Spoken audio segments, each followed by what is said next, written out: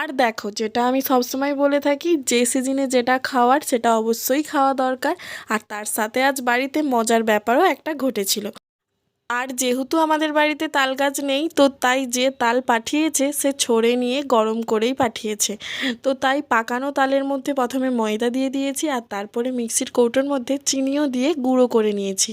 তো তারপর গুঁড়ো করা চিনিটাও দিয়ে দিয়েছি, আর দিয়েছি পরিমাণ মতো লবণ। আর হ্যাঁ, সব কিছু মাখানোর পর মনে হচ্ছিল একটু সুজি না দিলে যেন কেমন কেমন হচ্ছে, তো তাই একটু সুজিও দিয়েছি। কিন্তু যেহেতু সুজিটা আগে থেকে ভিজিয়ে রাখিনি, তো তাই মিক্সির কৌটোর মধ্যে সুজি নিয়ে এক প্যাচ ভালো করে ঘুরিয়ে নিয়ে একটু গুঁড়ো যা হয়ে গেছে ওর মধ্যে ঢেলে দিয়েছি। দিয়ে সব কিছু আরও একবার ভালো করে মিশিয়ে নিয়েছি। আর সব শেষে দিয়েছি দুটো এলাচ আর একটু কালো জিরে।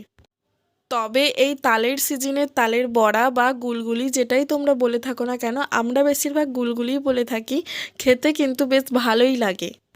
তবে তালের জিনিসে একটু বেশি মিষ্টি দিতে হয়, আর গরম গরম খেলে একটু তেতো তেতো মনে হয়, কিন্তু ঠান্ডা হয়ে গেলে ঠিক হয়ে যায়। আর তালের পরোটাও কিন্তু বেশ ভালোই খেতে লাগে। কড়াইতে তেল গরম হয়ে গেছে দেখো, আর বড়ার মতো কি সুন্দর একটা একটা করে দেওয়াও হয়ে গেছে। এবার এপিট ওপিট দুপিট লাল লাল করে ভেজে নিলেই একদম তৈরি গুলগুলি। তবে কড়ার আঁচটা খুব বেশি দেওয়ার দরকার নেই, মিডিয়াম টু হাই আঁচেই রাখতে হবে, নাহলে ভেতরটা হবে না আর বাইরেটা লাল হয়ে যাবে। এই রকমভাবে ভালো করে উল্টে পাল্টে ভেজে নিলেই একদম তৈরি মুচমুচে গুলগুলি বা তালের বড়া। এই তালের বড়া বা গুলগুলি আমার মতো তোমাদেরও কার কার খেতে খুবই ভালো লাগে অবশ্যই কমেন্টে জানিও। আর একদিন আশা করি তালের পরোটারও রেসিপি নিয়ে আসবো।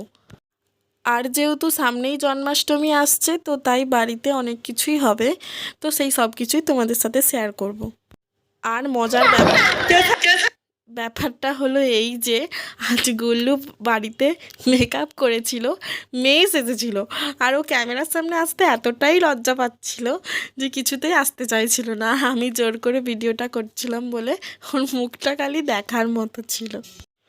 তবে ছোটোবেলাতে ওকে আমি মেয়ে সাজাতাম, আর সাজাতে খুব ভালোও লাগতো ওকে। চুপচাপ সেজে নিত, কিন্তু যেহেতু এখন একটু বড় হয়েছে, তো তাই এগুলো করতে চাই না। তবে মাঝে মাঝে ওরও ইচ্ছে করে একটু লিপস্টিক পরতে, একটু কুমকুম নিয়ে পেন্টিং করতে। লিপস্টিক আর কুমকুম পেলে পেন্টিংই হয়ে যায়। আর এই যে দেখো লজ্জা পাচ্ছে কেমন।